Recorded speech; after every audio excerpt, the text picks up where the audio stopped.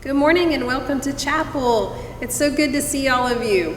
My name is Pastor Jennifer, and this week we are talking about the fruit of the Spirit called love. And if you remember when Miss Debbie read you the book last week, the fruit of the Spirit is love, joy, peace, patience, kindness, goodness, faithfulness, gentleness, and self-control. And this week we are learning about love.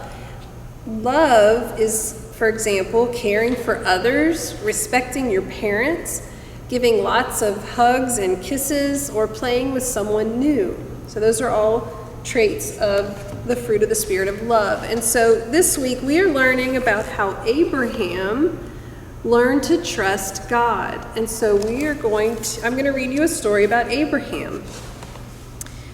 One day, God spoke to Abraham. I have big plans for you. I will bless you and make your name great. You will be a blessing to others.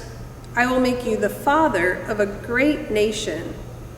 So he called Abraham to leave his country and take his family to go to a land that God was going to show them. So Abraham took his family and picked up everything, and they started walking. And God told him eventually he will show them where to stop. So this was an act of trust for Abraham because he loved God so much. Amazingly, Abraham trusted God and took his family and all of his belongings and started walking across the desert. He had no idea where they were going. When he finally arrived in the land of Canaan, God said, "You can stop walking, Abraham. This is the land I'm going to give you and all the people who come after you." So they pitched their tents and they settled in the land. And here's Abraham looking at all of the stars in the sky. One cool, dark night, God called Abraham into his tent and said, "Come outside and look at the sky. Count the stars, and if you can even count that high, I promise you, you will have as many children as there are stars in the heavens." Have you ever counted all of the stars that you can see at night in the sky? That's a lot, isn't it?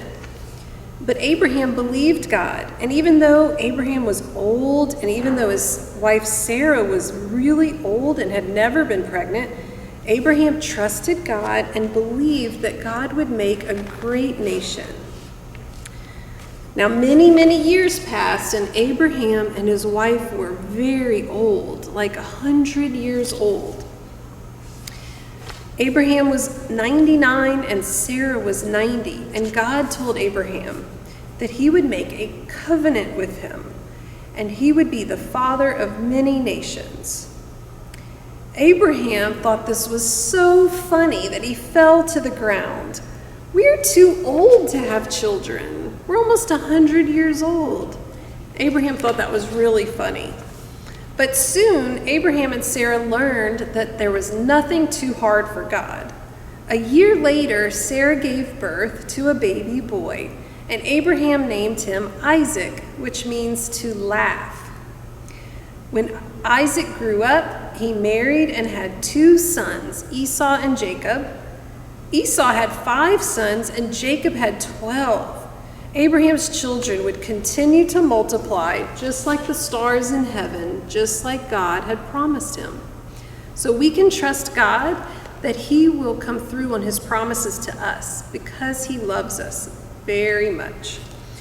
So I hope you've enjoyed learning about Abraham, and let's take a minute now and pray. Do you remember how we prayed last year in chapel? Or if you're new, maybe you haven't learned this yet, we make our prayer hands and we close our eyes and we bow our heads.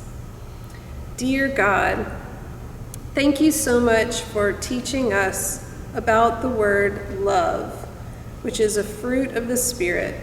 And thank you for teaching us about Abraham and Sarah, who never gave up hope, trusted God because they knew that God loved them very much. Help us to be loving with our family and our friends. In Jesus' name we pray. Amen.